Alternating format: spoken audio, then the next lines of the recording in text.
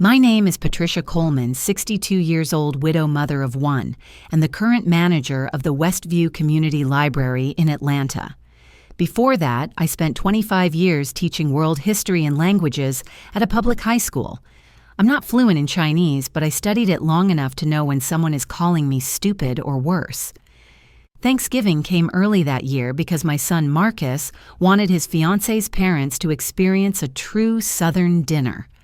I ironed my best tablecloth, lit a cinnamon candle, and set the table the way my mother used to, 2 forks, 2 glasses, and a centerpiece made of dried magnolias. The house smelled like collard greens, baked chicken, and sweet potato pie. When the doorbell rang, I took a deep breath. Marcus walked in first, his tie slightly crooked, that nervous smile of a man desperate for everyone to get along. Behind him came Lena Zhao, the fiancée. She was petite, graceful, and the kind of beautiful that made people pause before remembering to breathe.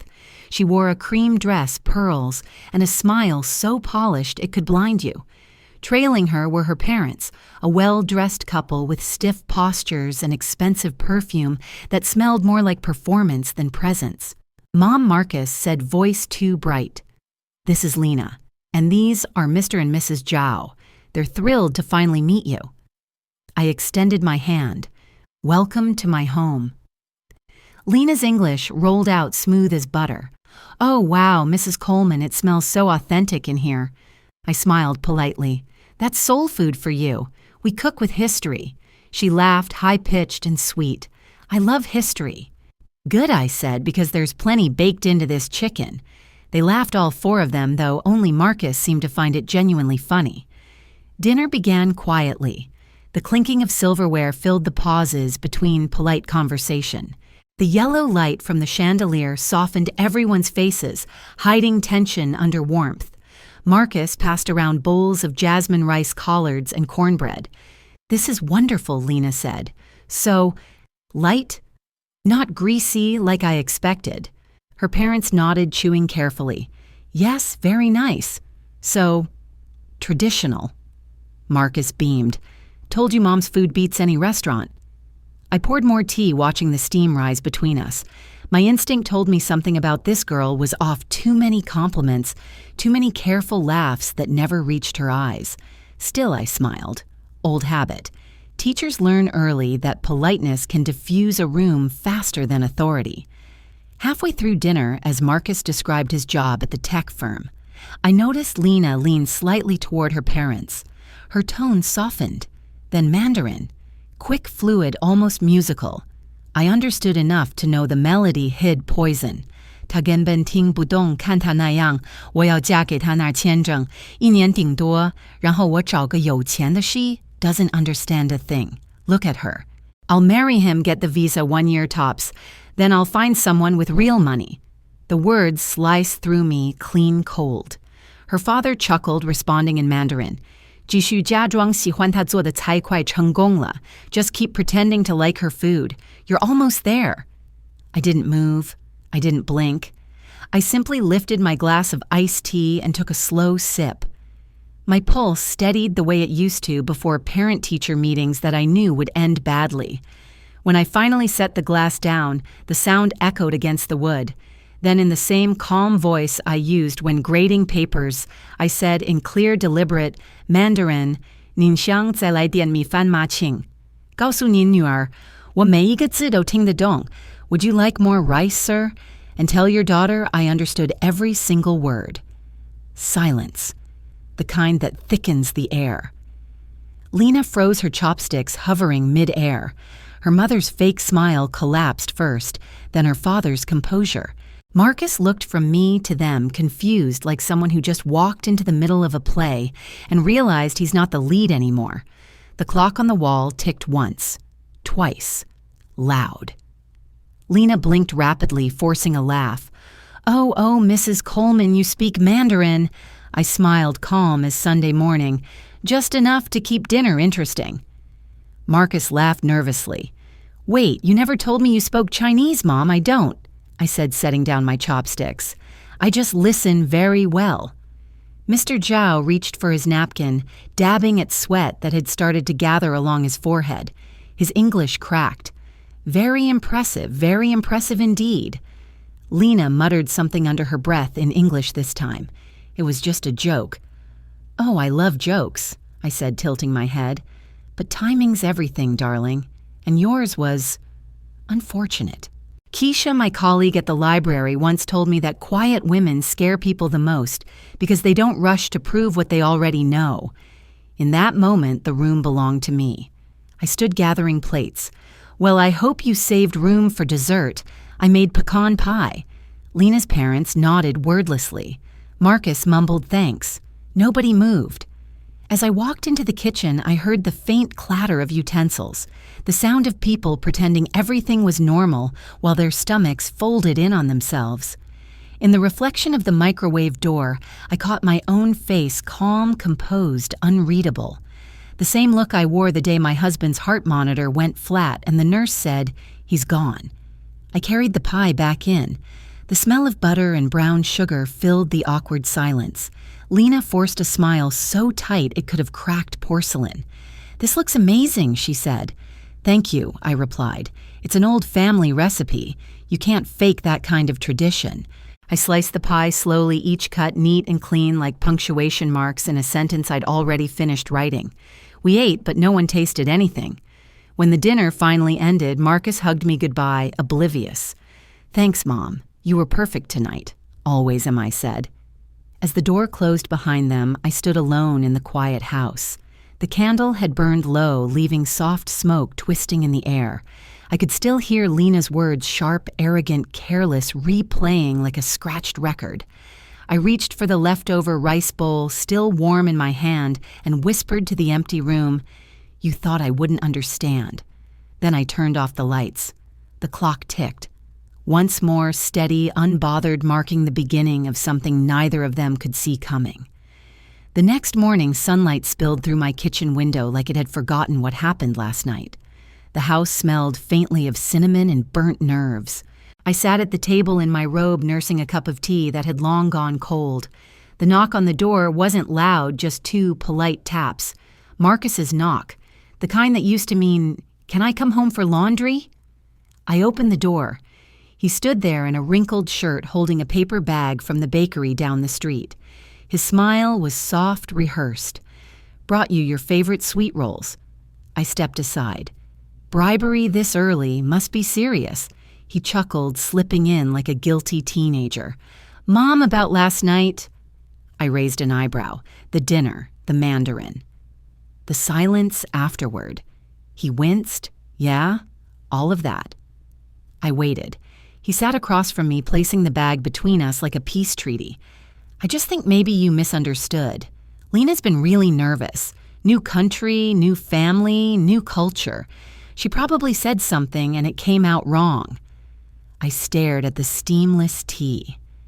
"Came out wrong," I repeated. "Yeah," he continued, voice gentle. "You know how language barriers can be. I mean, you studied Chinese years ago, right? Maybe the tone threw you off." I finally looked up at him. "Marcus." I might forget where I put my keys, but I don't forget insults. He smiled the way people do when they want to end an argument before it starts. "Mom, she admires you. She told me this morning she felt awful." "Good," I said. Feeling awful builds character. He laughed nervously. "Mom." I sighed and picked up my mug. The tea had gone bitter from sitting too long appropriate. "Do you remember when you broke Mrs. Givens's vase in 4th grade and blamed the wind?" Marcus frowned. "That was different." "Was it?" I asked, watching him squirm. He rubbed the back of his neck. "I just don't want things to get weird before the wedding." I set the mug down carefully. Sweetheart things got weird when your fiancé called me a pig-faced idiot in Mandarin. His shoulders tensed. She said it was a joke. I smiled thinly. I must have missed the punchline. Silence filled the kitchen again. The refrigerator hummed like it was trying to change the subject. Marcus finally stood up. "I'll talk to her, I promise." "I'm sure you will," I said softly. "That's what you do, you talk." He hesitated at the door. "You're not mad, are you, Marcus?" I said. Folding my hands, mad is for people who still expect better. He didn't know what to do with that, so he just nodded and left. When the door closed, the house exhaled again. I sat back, listening to the faint tick of the wall clock. Jazz, my old terrier, wandered in and rested his chin on my slipper. I scratched behind his ear. "You know, Jazz," I said, "people always assume we don't understand. That's their first mistake." He blinked up at me, unimpressed but loyal. I leaned closer, lowering my voice like I was sharing a secret. "She picked the wrong black woman for subtitles." Jazz gave a single snort, his version of a laugh. I smiled, finally taking a bite of the untouched sweet roll Marcus had left behind. Too sugary, too soft, just like him. Outside, a mail truck passed. The driver waved. I waved back. Everything looked the same, ordinary. But somewhere underneath the calm, I could feel something shifting. Understanding isn't always loud. Sometimes it sits quietly, waiting like a teacher who already knows the answer, but lets the student speak anyway. I picked up my cup, poured out the cold tea, and started boiling a new pot, because some conversations I knew weren't over yet. By Monday morning, I'd convinced myself to let it go. That's what I told Jazz as I packed my tote bag and slipped on my cardigan, the same cardigan I wore every Monday since 2018. "No more drama, boy," I said, tossing him a biscuit. "We're keeping our peace today." He wagged his tail once, the canine version of, "We'll see about that." The air outside was sharp, the kind of autumn chill that smelled like rain and dusted leaves. I drove the old Toyota down the same quiet streets I'd known for decades, windows fogged, radio low. Gospel murmured in the background, soft and distant, like a memory I didn't quite belong to anymore. The Westview Community Library sat on the corner of Main and Edgewood, an old brick building with creaky floors and windows that leaked sunlight like honey. My little kingdom. Inside, it smelled of paper coffee and the faint perfume of sanitizer. I turned the key in the staff door and let the morning settle around me, silence. Then the hum of the printer warming up, then Keisha's footsteps. Keisha Brown burst in, 10 minutes later, late as always, juggling a latte and her phone.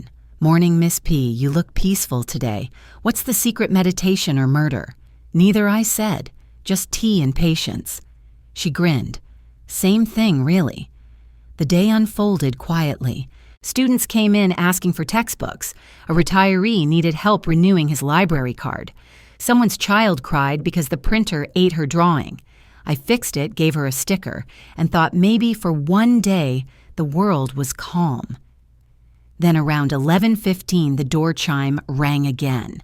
A woman stepped in mid-30s, sharp bob haircut, neat beige coat.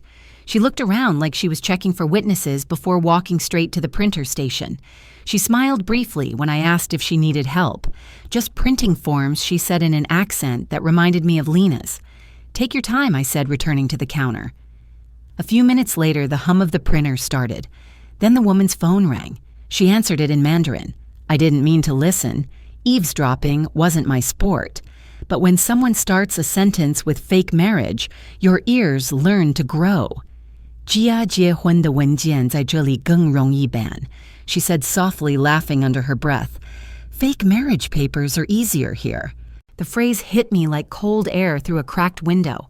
I froze mid-step, one hand still on the return bin. My mind tried to brush it off. Maybe I'd heard wrong. Maybe she said something else. My Mandarin wasn't perfect, but those 3 words, fake marriage papers, were clear as church bells. I turned slightly, pretending to shelve a book. She kept talking quick and low.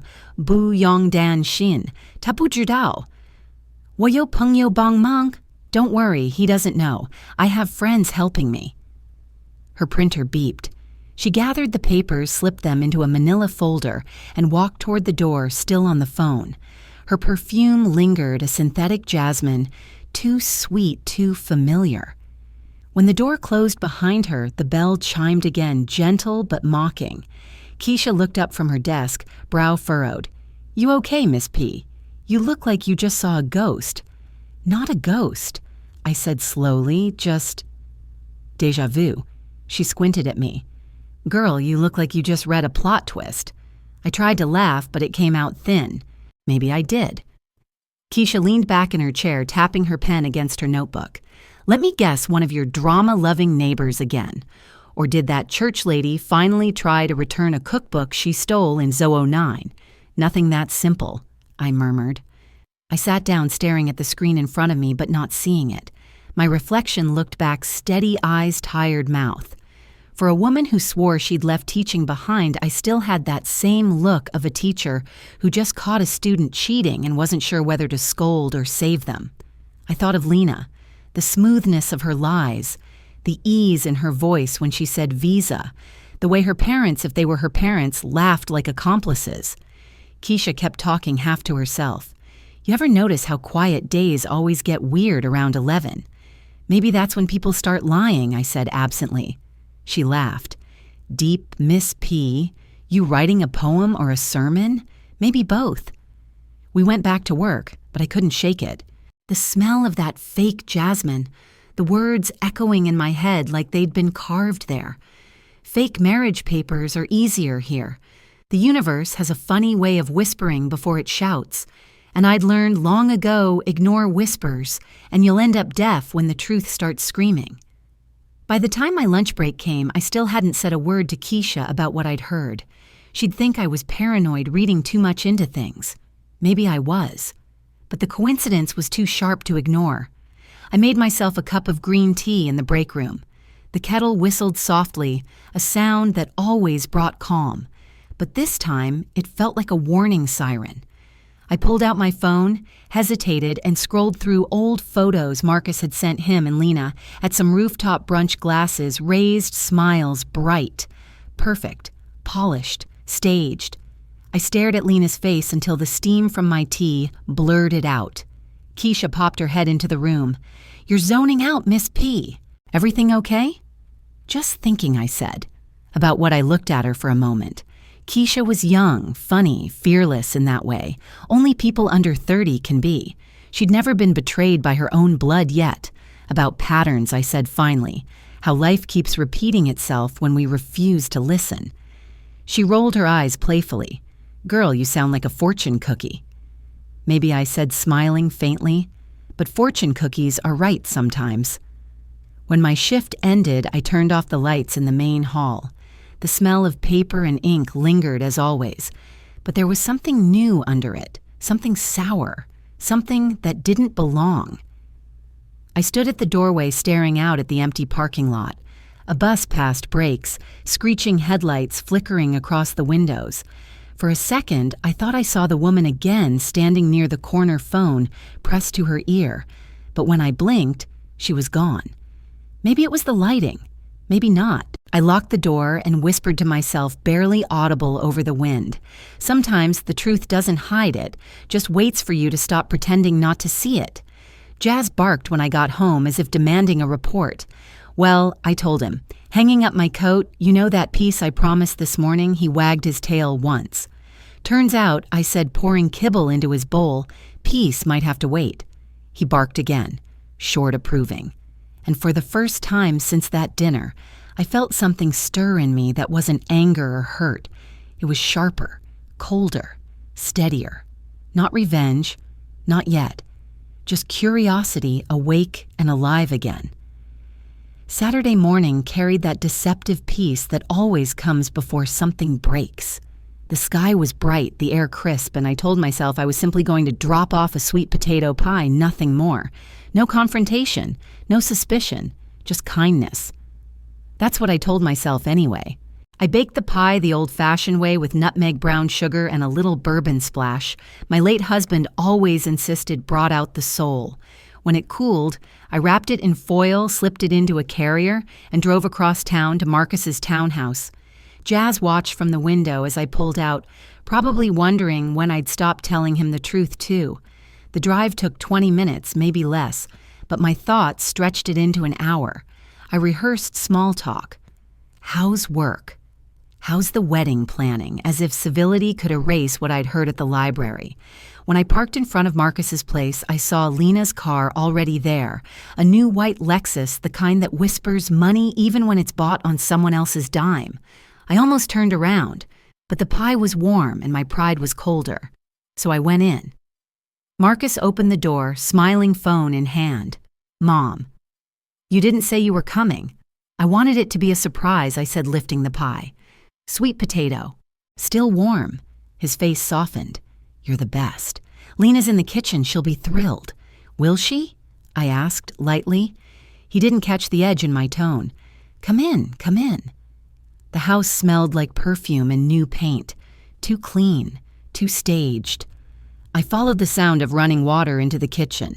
Lena was at the counter, slicing fruit phone pressed between shoulder and cheek. She didn't see me. Her Mandarin flowed fast, sharp, careless. Ta quan xin la.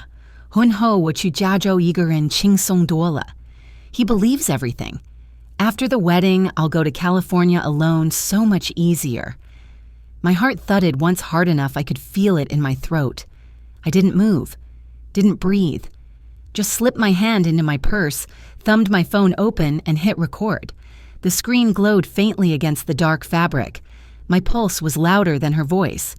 Lena laughed softly into the phone. 他以为我爱他，太好笑了。我只是需要身份。He thinks I love him. So funny. I just need the papers. I gripped the counter edge. My palm brushed against the cool marble, grounding me. I'd faced fire drills, student fights, even a principal who tried to frame me for misreporting grades. But this quiet betrayal in my own child's kitchen burned hotter. The air conditioner clicked on. A wood plank under my heel gave a small groan. Lena's head jerked up. I froze, keeping my back turned to her reflection in the microwave door. She muttered something to the person on the line too fast to catch, then ended the call. Mrs. Coleman. Her voice was sweet again, the switch as quick as lightning. I didn't hear you come in. I smiled, forcing my breath steady. Didn't mean to startle you. Thought I'd bring something by. Her eyes darted to the pie, then back to me. How thoughtful Marcus will be so happy. Behind my back, my phone was still recording the small red light blinking. I set the pie on the counter close enough for her to smell the cinnamon. You too busy today, just planning details, she said, wiping her hands on a towel. So much to do before the wedding. I nodded, glancing at the calendar pinned to the fridge. A date circled in red. December 17th. Big day, I murmured. Biggest, she said, with a smile too bright. Marcus walked in, then breaking the tension like a child interrupting a secret. Smells amazing in here, Mom. You've outdone yourself again. I laughed lightly. Old recipes never fail. Lena touched his arm, looking at me. Your mother's such a perfectionist. I try, I said evenly. When she turned away to fix plates, I slipped the phone deeper into my bag thumb, still on the screen. Recording time, 2 minutes, 43 seconds. Enough. But just then my bag slipped off the counter's edge. Thud. The sound was small, but in the silence that followed it felt like a gunshot. I bent quickly, fumbling to grab it. My fingers brushed the phone, pressing it off just in time before she knelt beside me. Are you okay, Clumsy? I said, smiling. Age does that. She laughed a little too hard. You're not old at all. Marcus, oblivious, poured coffee, humming to himself. This pie's criminally good. I straightened, adjusting the strap on my shoulder. Glad you think so. Lena reached for a knife to cut the pie. Her hands were steady, but her eyes flickered once toward my bag. I met her gaze and held it. Neither of us blinked. 2 women, 1 kitchen, 1 secret, hanging between us like steam. Marcus looked up, noticing nothing. Mom, you should stay for lunch. I'd love to, but Jazz expects me home. Lena smiled, too polite. Bring him next time. I'll make dumplings. I'm sure you will, I said. When I stepped outside, the air hit me like water. My fingers trembled as I pulled the phone out of my purse. The recording icon flashed, red, still running. I hit stop, saved the file, checked it twice. Her voice played back, faint but clear. He believes everything. After the wedding, I'll go to California alone, so much easier. And then her laugh. It was the same kind of laugh she'd used at my dinner table. My grip tightened on the phone. The screen reflected my face, calm, expressionless teacher mode. But underneath, something old and fierce stirred awake. The kind of calm that comes before grading a test you already know the result of. I slipped the phone into my coat pocket, started the car, and whispered to myself, Lesson 1. Lena Zhao, never underestimate the quiet ones. As the engine turned over, I felt it the first real shift. Not rage, not fear, control, and this time I wasn't giving it back. By Sunday evening, I'd listened to the recording at least 10 times. Every breath, every sneer, every laugh was burned into my brain. Her words didn't just sting, they clarified things, like a lens finally clicking into focus. Still, I knew a recording wasn't enough. The world doesn't move on outrage, it moves on paperwork. And if I'd learned anything from 30 years of public education, it's that you need receipts, literal or figurative. So I called someone who knew how to find them. His name was Roland Pierce, and once upon a time we shared coffee in the teacher's lounge before he left to join the system, as he called it. The system turned out to be ICE Immigration and Customs Enforcement, a far cry from the poetry and lesson plans he used to write.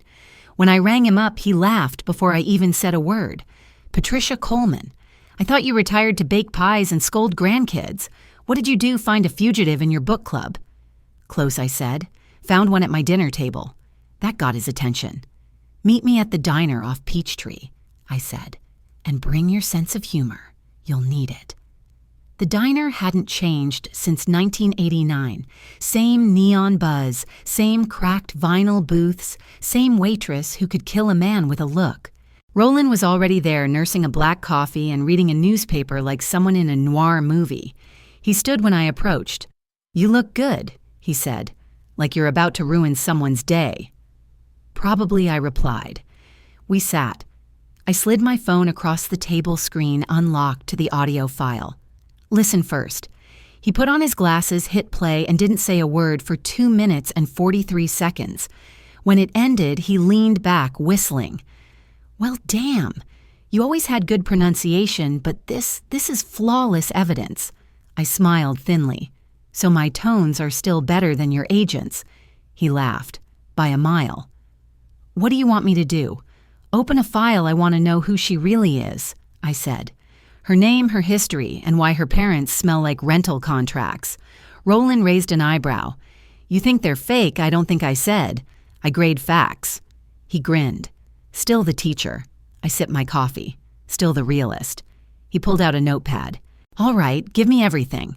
Full name, address, any documents, emails, whatever you've got."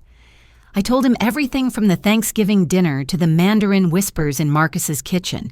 He listened quietly, only interrupting to jot down dates. When I mentioned the parents, he snorted. "Actors, maybe. There's a market for that," I figured I said, which is why I had my assistant check. "Assistant?" He looked amused. "Keisha," I said. 27, addicted to iced coffee and gossip. She could find your birth certificate on Pinterest if she wanted to. He chuckled. "Sounds dangerous." "She's also loyal," I added. I told her to dig discreetly.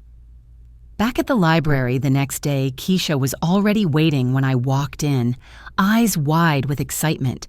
"Miss P, you're not going to believe this." I set my purse down. "Try me." She spun her monitor toward me. On the screen was a web page titled Global Heritage Family Actors, Authentic Cultural Experiences for All Occasions. Underneath photos of smiling families in traditional clothing, the kind of staged warmth that makes your stomach turn. Keisha pointed. "Recognize anyone?" I leaned closer, and there they were. The same 2 people who'd sat at my dinner table pretending to be Lena's parents, now listed under Premium Asian Family Package, $2,000 for appearances under 4 hours. My lips pressed into a thin line. Even her parents are on payroll. Keisha gasped, half horrified, half delighted. "This is insane, Miss P. This is like Netflix-level crazy. What are you going to do? I'm not sure yet." I said, though, my mind was already ticking. "But I know what I'm not going to do, sit quietly." Keisha grinned. "You're like Olivia Pope for the retired teacher crowd. More like Harriet Tubman with a better filing system." She burst out laughing. "Miss P?" I smiled, but inside something heavy clicked into place. The teacher in me, the one who used to say, "Let the truth write the essay," was awake again. That afternoon, Roland called. "Pat, I ran the name." There's no Lena Zhao in any immigration file tied to Marcus Coleman, but there is a Lin Shu Min, born in Guangzhou, student visa expired 2 years ago. I tightened my grip on the phone. So she's illegal. Technically undocumented now, he corrected. But yeah. And guess what? There's a pending marriage petition filed 3 months ago. Guess who the sponsor is? Marcus, I whispered. He sighed. That's your boy. My throat tightened. So she's using him. Looks that way. But we can't just barge in. If she's falsified documents, I need proof of intent. Your recording helps, but I'll need more. I understand, I said. I've taught teenagers. I know about catching lies in stages. He chuckled. Still got that dry wit, huh? It's my only weapon left. Well, he said, don't holster it yet. I'll start a background inquiry. Quietly. You didn't hear that from me. I never do, I said. That night, I sat on my couch with Jazz curled beside me, scrolling through Keisha's findings. Fake parents, expired visa, alias, it all fit too neatly. I laughed once, dry sharp. Even her parents were on payroll, I said aloud. Jazz lifted his head, unimpressed. You think I'm being dramatic? I asked him. Well, you try raising a boy for 30 years just to watch him almost marry a performance art major in fraud. He sighed and went back to sleep. Outside, a storm was rolling in. The first drops hit the window, soft and steady. I looked down at my phone again, thumb hovering over the recording. I replayed the first 10 seconds, her laugh, her words, the smug certainty in her tone. Somewhere out there, Lena was probably rehearsing her next lie. But I had something she didn't. Patience, documentation, and a friend in federal law enforcement who owed me at least 3 favors from his teaching days. All right, Roland, I whispered, setting my mug down. Let's teach this girl the final lesson. Never plagiarize real life. The storm outside cracked thunder, rolling like applause. And for the first time in weeks, I smiled, slow, deliberate, and dangerous. By Tuesday night, my living room looked more like an evidence lab than a home. Folders covered the table, each labeled in my tight teacher handwriting, Studio Receipt Immigration Record Marriage License, China. Jazz watched from the couch, head tilted as if wondering whether his owner had become a detective or just finally lost her mind. Rain pattered against the window, slow and steady. A gust of wind rattled the shutters, making the lamp flicker. The printer hummed beside me, spitting out page after page, the sound crisp and relentless like a heartbeat. Whir, click, whir, click. Each sheet told a story Lena never thought I'd read. The first was a studio rental receipt, the same floral arch and draped curtains from Marcus's engagement photos. The address traced back to a commercial studio in San Francisco. The invoice listed cultural wedding package, 2 hours, paid in cash. I recognized the backdrop immediately, the same pink orchids, the same fake smiles. The second printout was a marriage registration record from Guangzhou, stamped and dated 3 years ago. 2 names, Lin Shu Min and Zhao Wei. No divorce filing, no cancellation, still active. And the third U.S. immigration records under Lena Zhao alias, linked to a student visa expired in 2021. No re-entry permit, no work authorization, nothing. Her entire story was a collage of borrowed names and staged photographs. I pulled each sheet into a neat stack, aligning the corners until they were perfectly squared. Old habits die hard. When you've graded thousands of papers, you learn that presentation says as much as content. Outside, thunder cracked. The fluorescent kitchen light buzzed faintly overhead, casting a harsh white glare across the table. My reflection shimmered in the window, calm, unblinking. I picked up the phone and dialed Roland. He answered on the first ring. Coleman. Pierce, I said. You sitting down? I'm at my desk. You sound like you've got a midterm's worth of trouble. Try a final exam, I replied, and I just printed the answer key. He chuckled low and tired. Let me guess you found something. I found everything. I told him one piece at a time, the fake studio receipt, the Guangzhou marriage record, the immigration files. He didn't interrupt once. The sound of typing echoed faintly through the receiver. Finally, he exhaled. Patricia. She's still legally married. I stared at the papers, the rain, my own reflection. Say that again. She never filed a divorce in China. Her marriage is still active, which means she can't legally marry my son. I finished for him. Exactly. That's immigration fraud and bigamy. 2 felonies if proven. The printer clicked one last time, spitting out the final sheet, a cross-check Roland had sent me earlier, confirming that Lin Shu Min and Lena Zhao shared the same passport number. I watched it slide out warm and smelling faintly of ink. I laid it on top of the stack, smoothed the paper flat, and said quietly, "Visa scam confirmed." For a moment, neither of us spoke. Only the rain filled the silence. Then Roland said, "You've got a solid case, but don't go vigilante on me. Let me handle it. We can open an official inquiry through ICE, quietly. No headlines, no noise." "I'm not looking for noise," I said. "I just want my son out before he marries a lie." "Understood," he said. "I'll file a preliminary alert. We'll need your documentation in sequence, original files, timestamps, anything showing intent." I glanced around the room, pages, folders, Post-its, USB drive. "You'll have it by morning." "Be careful," he added. "If she's lying at this level, she's got someone helping her." "I'm not afraid of lies," I said. "Just silence." He laughed softly. "You always did grade life like a paper. You're about to hand this girl an F." "An F and a federal notice," I replied. By midnight, the rain had turned into a downpour. The lamp flickered again, casting flashes of white across the table as I organized everything into a binder. Exhibit A engagement studio invoice. Exhibit B marriage record, Guangzhou. Exhibit C immigration entry form, alias. Exhibit D audio recording, kitchen conversation. The rhythm of order calmed me. Print, label, staple, breathe. The same method I'd used with students who thought cheating would save them. When the printer jammed halfway through a copy, I laughed quietly. Of course. I tugged the paper free, careful not to tear it.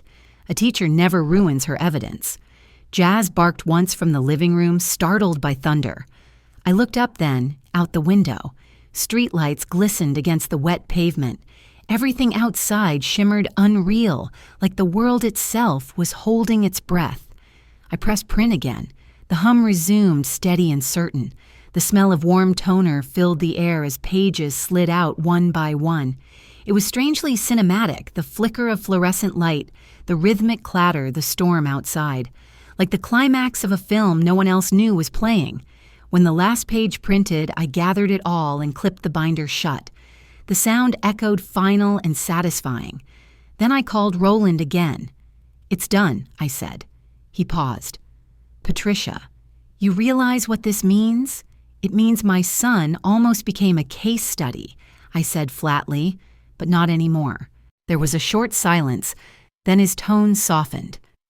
"You've done more homework than half the bureau you know." That I smiled faintly. "Old habits." He sighed.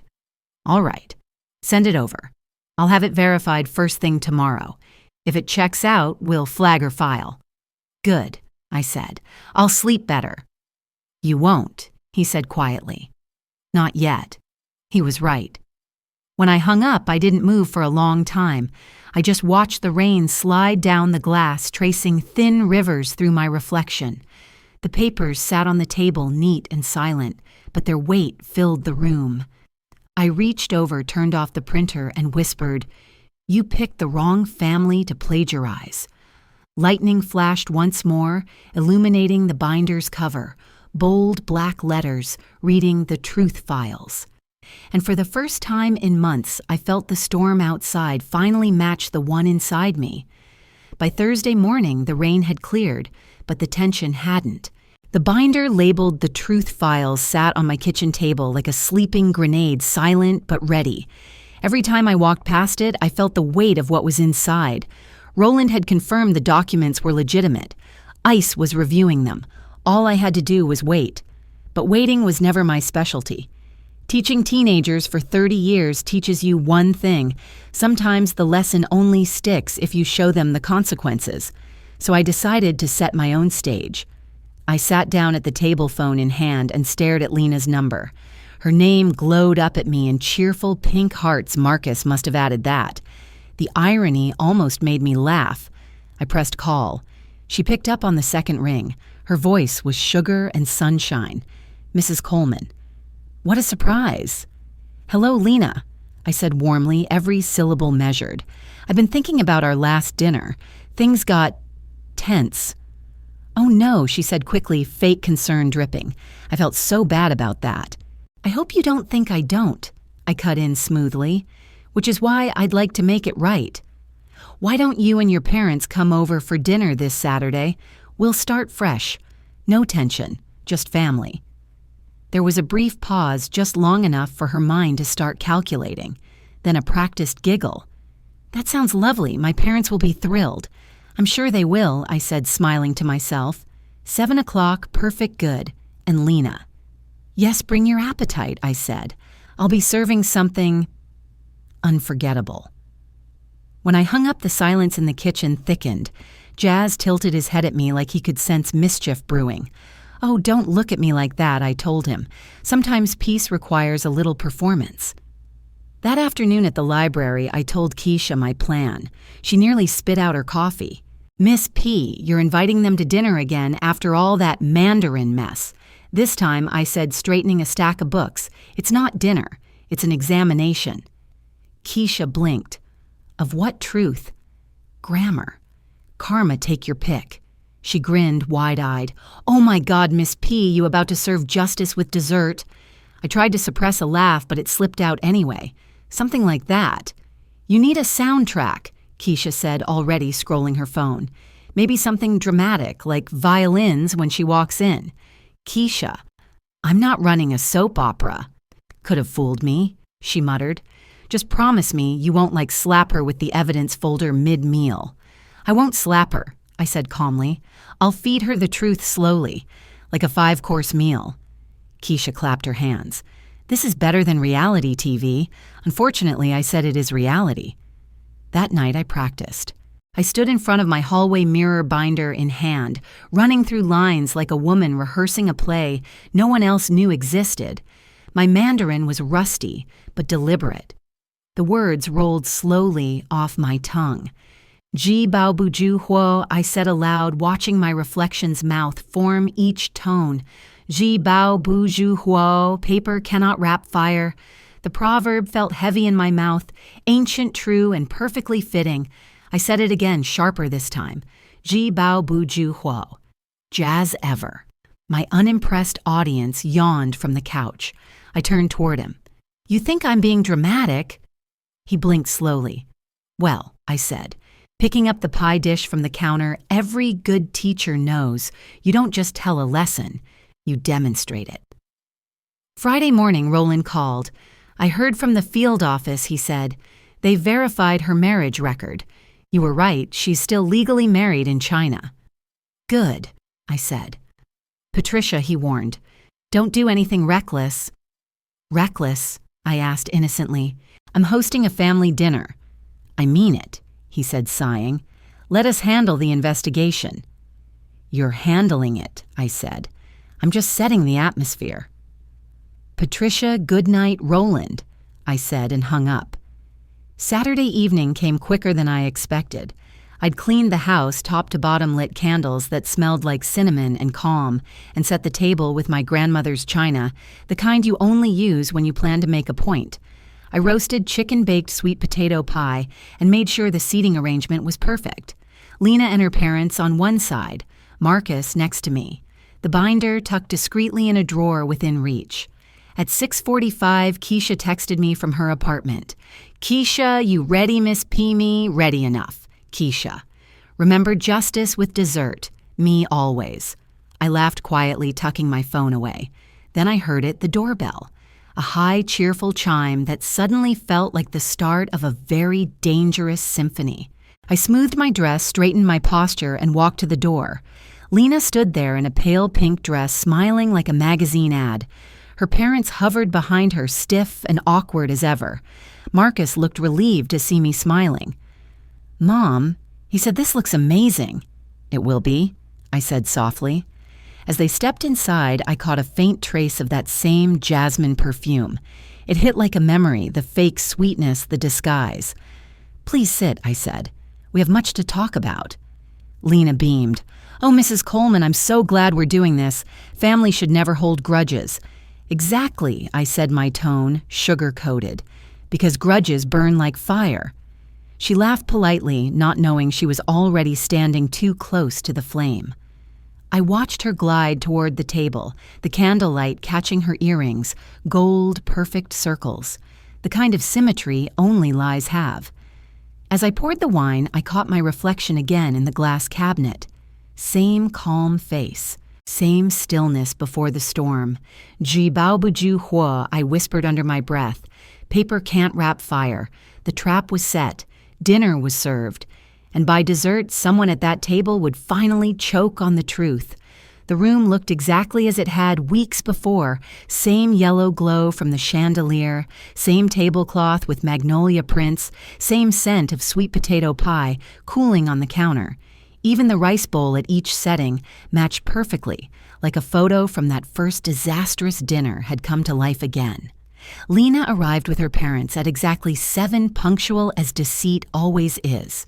They came bearing a bottle of cheap red wine and smiles polished enough to reflect light. Marcus followed behind, relaxed, believing this was reconciliation. "Mom," he said, helping Lena with her coat, "I'm really glad you're doing this. It means a lot." "Of course, honey," I said, voice warm, steady. "Families need closure before new beginnings." Lena stepped forward, still smiling. "Thank you for giving me another chance." I smiled back, all grace and molasses. I always give tests twice. She laughed lightly, not catching the edge in my tone. We sat down. Conversation floated harmlessly at first, wedding plans, weather, Marcus's work. I served roast chicken, collard greens, and jasmine rice, the same meal as before. Every repetition was deliberate, every detail a mirror.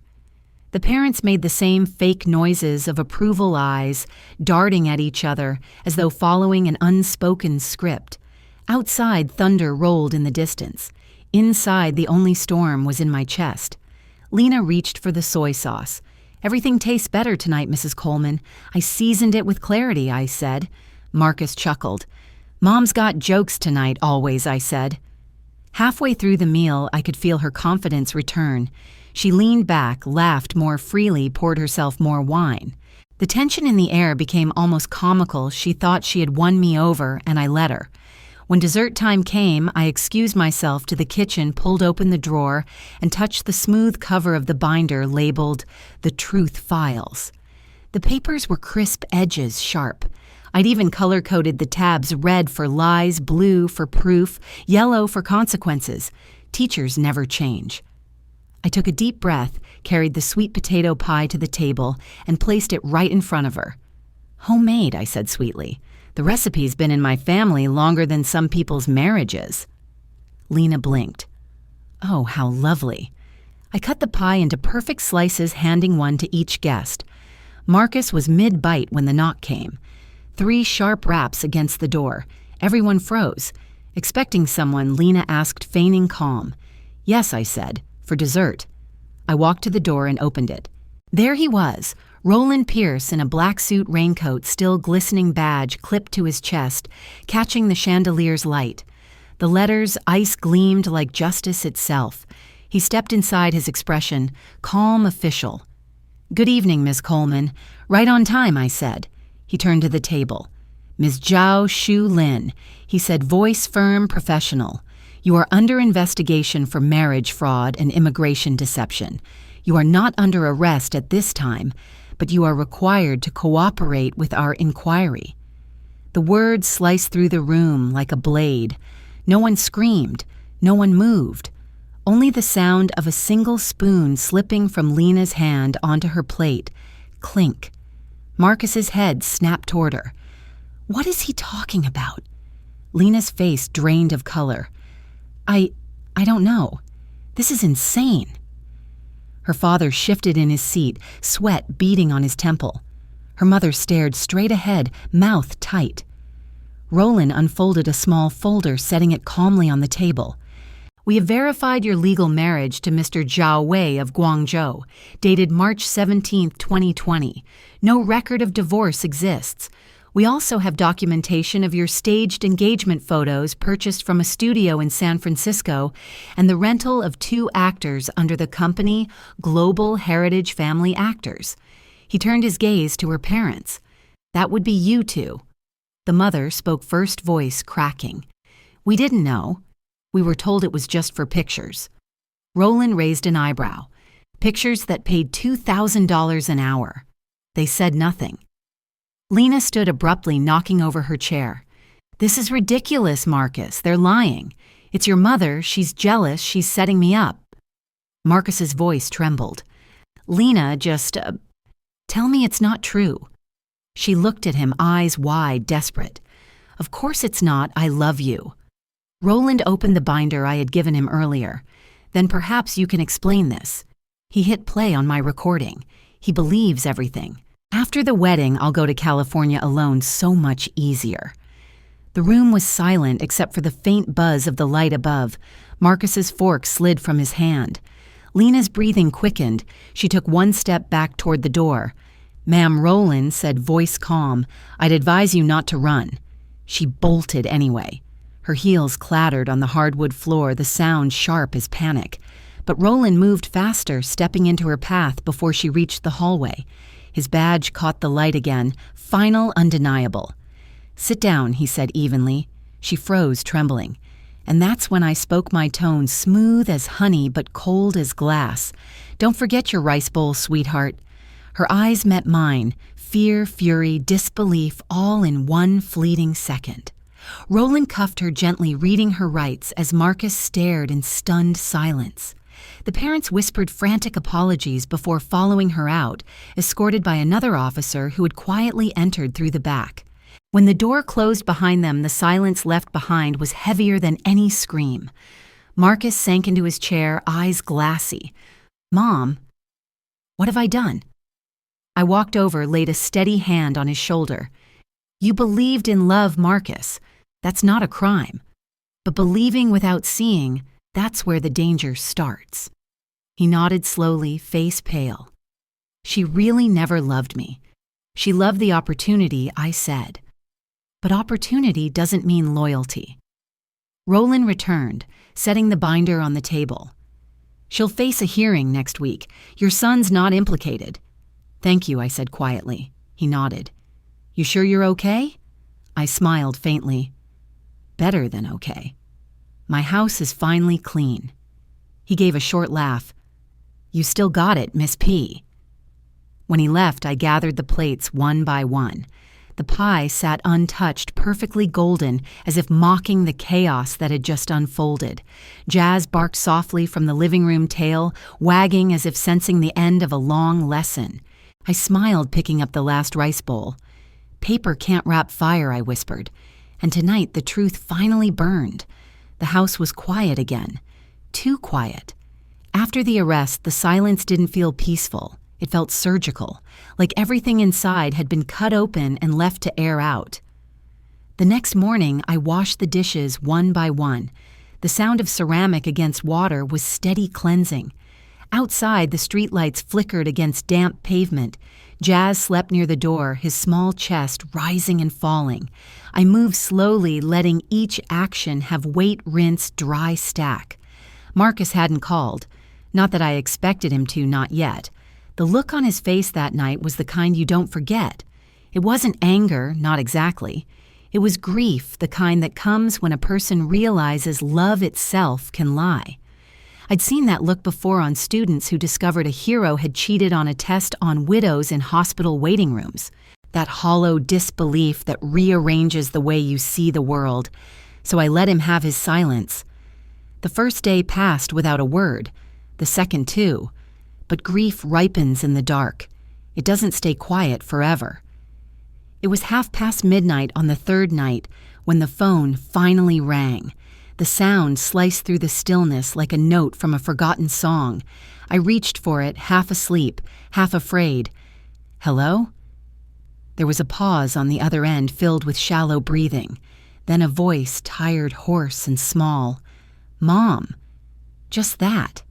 One word, but it carried everything. I didn't know who else to call, he said finally. I sat up, pulling the blanket around my shoulders. You called the right person.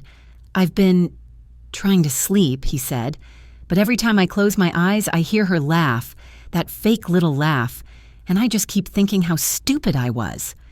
You weren't stupid, I said softly. You were in love. There's a difference. I thought you wanted to ruin it, he whispered. All the warnings, the looks, the things you said.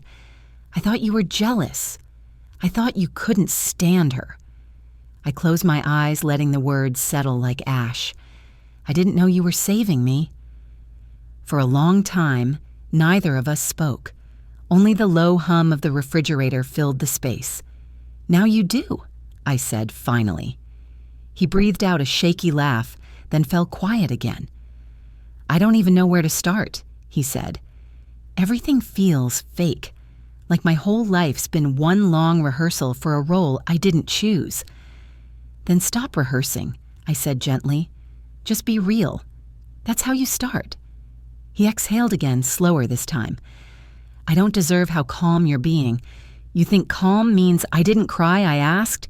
You just didn't see it. He didn't answer right away. When he did, his voice was smaller. I'm sorry, Mom. Apologies are nice, I said, but healing's better.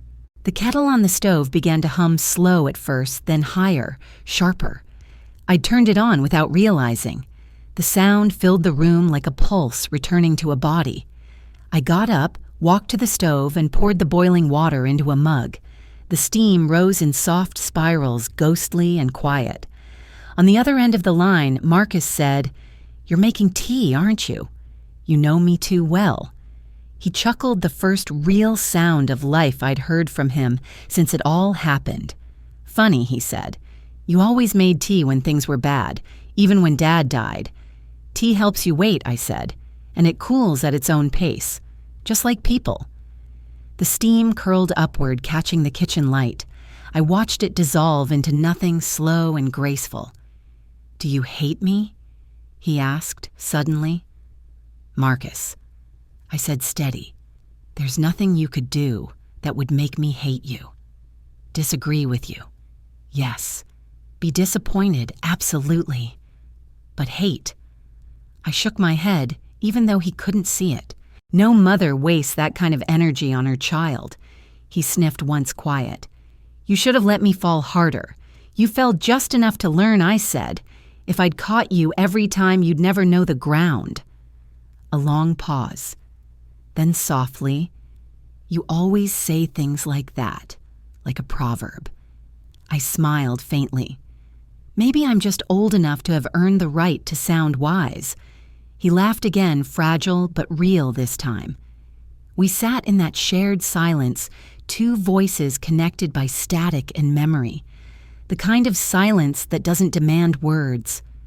I keep replaying everything in my head, Marcus said finally. The way she smiled, the way she talked about the future. It was all acting. It's easy to fake warmth, I said. Real kindness shows up after the curtain falls. He sighed. You always see people before they see themselves. I guess I didn't inherit that. Oh, you did, I said. You just forgot to use it. He chuckled again, then exhaled softly. Can I come by tomorrow? I don't want to be alone. Of course, I said. Come early. I'll make pancakes. Like when I was a kid. Exactly like that. He was quiet for a moment, then whispered, Thank you, Mom. The line clicked softly as he hung up. I sat there in the kitchen phone, still in my hand, tea cooling beside me. The steam had faded, but the warmth lingered. I took a sip. The taste was familiar, strong, a little bitter, but cleansing. The kind of flavor that reminds you healing doesn't come from forgetting. It comes from surviving the remembering. Jazz stirred at my feet, yawning, then rested his head on my slipper. I looked toward the dark window, my reflection faint in the glass. The storm outside was gone, but the air still smelled of rain, clean, new, forgiving. I whispered to no one in particular, water always finds its way home, and somewhere miles away I hoped Marcus heard it too. A month passed. Spring had started to sneak into the air, soft light, softer mornings.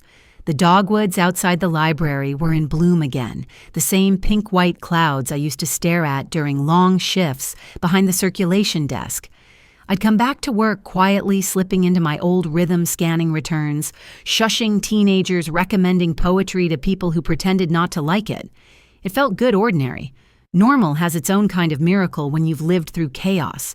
The library smelled like old paper and lemon polish, the kind of scent that anchors you.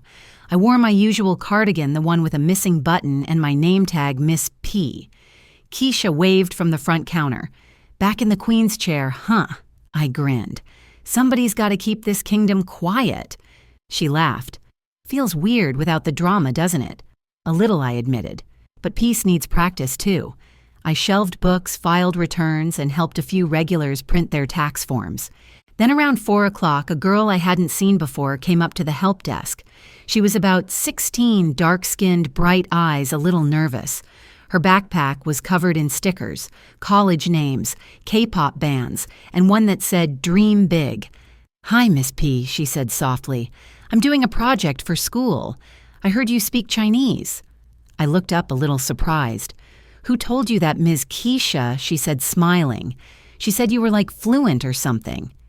Keisha peeked around a shelf, pretending to look busy but clearly listening. The girl continued, I wanted to ask, why did you learn Chinese?" For a moment, I didn't answer. I just looked at her young, curious open. Then I smiled. So nobody could lie to me and think I wouldn't know. Her eyebrows lifted. "Whoa, that's kinda awesome." Maybe I said, laughing softly, but it's also exhausting. Understanding means you can't pretend you didn't hear. She nodded thoughtfully. "Still, I want to be like that." "My mom says languages make you powerful." "She's right," I said. "They make you see the world twice, once in your own skin, once in someone else's." The girl beamed. "Thank you, Miss P." She left with her notebook sneakers squeaking against the tile. Keisha came over, leaning on the desk. "You're just out here dropping wisdom like it's free candy." "Wisdom's cheap," I said. "It's the tuition of living that's expensive." Keisha laughed. "You really missed being here, huh?" "I missed people who talked to me without an agenda," I said. "Facts," she said, nodding. The afternoon thinned into evening. Most patrons drifted out. I closed my station, turned off the desk lamp, and stepped outside. The air smelled faintly of rain again, the kind that only teases before sunset. At home, Jazz greeted me with his usual enthusiasm, 3 spins, 1 bark, and a dramatic flop at my feet. "Well, hello to you too," I said, scratching his ears. The kettle clicked on by instinct. Old habits never retire, they just wait patiently. As the water began to hum, I pulled my small notebook from the drawer, the one I'd been keeping since the whole ordeal began. A diary, but not quite. More like a collection of reminders to myself. I flipped to a blank page, the paper soft, waiting. In slow, careful handwriting, I wrote, "A mother's ears never retire. We hear beyond language, beyond pride, beyond lies." I paused, staring at the words. They didn't feel like bitterness anymore. They felt like understanding. Jazz barked softly from beside the table as if agreeing. I looked down at him and chuckled. "At least you don't fake your bark." He wagged his tail, satisfied with the compliment. The kettle began to whistle sharp, steady, familiar. I poured the boiling water over a bag of chamomile, watching the steam rise and curl into soft shapes, the same way it had the night Marcus called. Outside, somewhere in the neighborhood, laughter floated faintly through an open window. I sat there with my tea, breathing in the warmth, letting it fill the spaces that had once been heavy. Forgiveness, I realized, wasn't loud. It didn't need declarations or applause. It sounded like boiling water and quiet nights. The kind that reminds you life moves on, not by forgetting, but by learning to live kindly after knowing too much. Jazz sighed and curled up at my feet. I smiled, closed the notebook, and whispered half to him, half to myself, lesson learned. The kettle cooled, the house grew still, and in that soft, familiar silence, everything finally felt whole again. You've just listened to my future daughter-in-law mocked me in Chinese thinking I was ignorant, but I understood everything. Sometimes life's greatest lessons don't come from anger, but from understanding. Patricia didn't fight with words. She fought with truth and silence. If this story moved you take a moment to breathe, then tell me, where are you watching from tonight? Your city, your story, they matter here. And if you believe quiet justice is still justice, hit like, subscribe, and share this video with someone who needs to hear it. Because dignity doesn't retire with age, it just gets wiser. You've just listened to my future daughter-in-law mocked me in Chinese, thinking I was ignorant. But I understood everything. Sometimes life's greatest lessons don't come from anger but from understanding. Patricia didn't fight with words. She fought with truth and silence. If this story moved, you take a moment to breathe. Then tell me, where are you watching from tonight? Your city, your story, they matter here. And if you believe quiet justice is still justice, hit like, subscribe, and share this video with someone who needs to hear it. Because dignity doesn't retire with age, it just gets wiser.